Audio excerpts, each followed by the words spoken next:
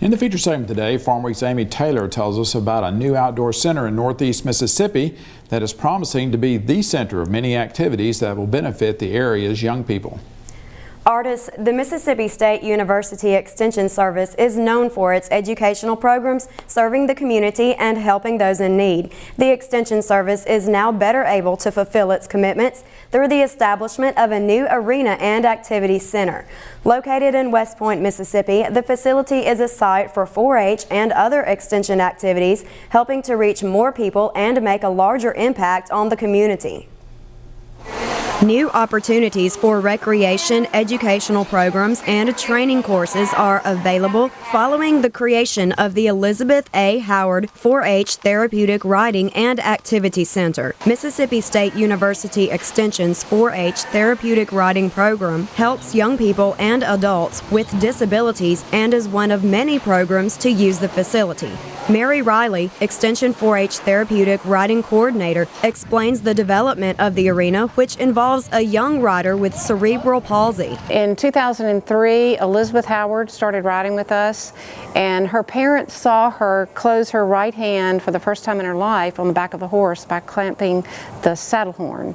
And the next week, the dad came and said, "I want my child to ride more." So Elizabeth's parents donated funding to help build the arena, located on about 60 acres in West Point. The land had already been donated to Mississippi 4-H Foundation by Bryan Farms and Jimmy Bryan in 2000. Riley explains how the riding program helps those with physical, mental, emotional, or behavioral disabilities. We have two different programs going on. One is hippotherapy, which is using the horse with a health professional, occupational therapist, speech therapist, or physical therapist, and the instructor.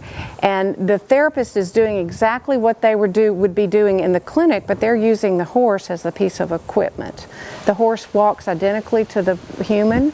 The pelvis is offset of 90 degrees. Therefore, it's feeding the brain of a person that has a mobility impairment as if they are in a normal walking gait.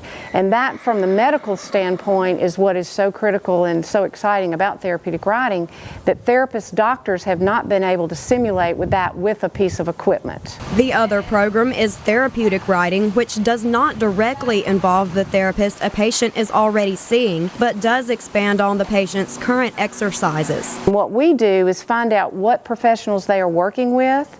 If it's a special education teacher, find out, are they working on math, reading, and then we translate what they're working on out here into the arena. Instructors can accomplish that by incorporating items like chalkboards, rubber rings, and other objects into the lesson. Instructor Hannah Miller says the activities provide good stimulation for the riders. It just gives life to the lesson, get something different every day. They can do poles or scavenger hunts or playing with the rings on the poles, and it's just something to keep them. We also do glitter and face paint on the horses, just to get them engaged and keep them interested each week. Miller says it's also the bond between horse and rider that makes the program effective.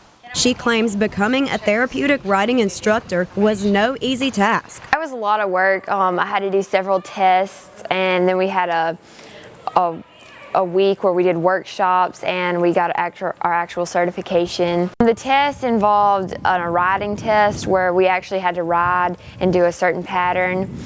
And then we also had to teach an actual lesson, and they looked at our teaching styles. And then, of course, there was online tests. You also have to do 25 hours of volunteer work, as well as the actual 5-day workshop and training. Miller says she's glad to be part of the program because it relates to her career aspirations in occupational or physical therapy.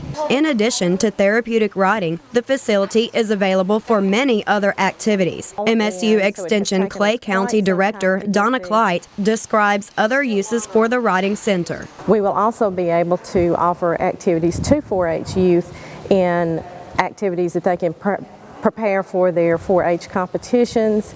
We will be able to use the facility, other parts of this property, for an ASI certified training center for ATV safety. We also have acreage that will allow 4-H shooting sports practice in archery and things of that nature. Of course, we won't be coming out here with shotguns and rifles with horses and things, but we will be able to offer activities such as archery practice and preparing for competitions in 4-H. We're very excited that we're actually getting to begin to use the facility. We will have some environmental education facilities set up so that we can take school youth and other groups out on walking trails, help them identify plants and animals and all different types of things on the walking and riding trails. In addition, Clyde says the arena will be able to host the annual Safety Day programs that reach about 500 to 600 youth. Larry Alexander, ATV Safety Rider Course Coordinator, talks about the safety training at the facility. After they get familiar with their machine, we do promote the use of reading the owner's manual to become even more familiar with the machine. After that, we get into the actual riding of the ATV.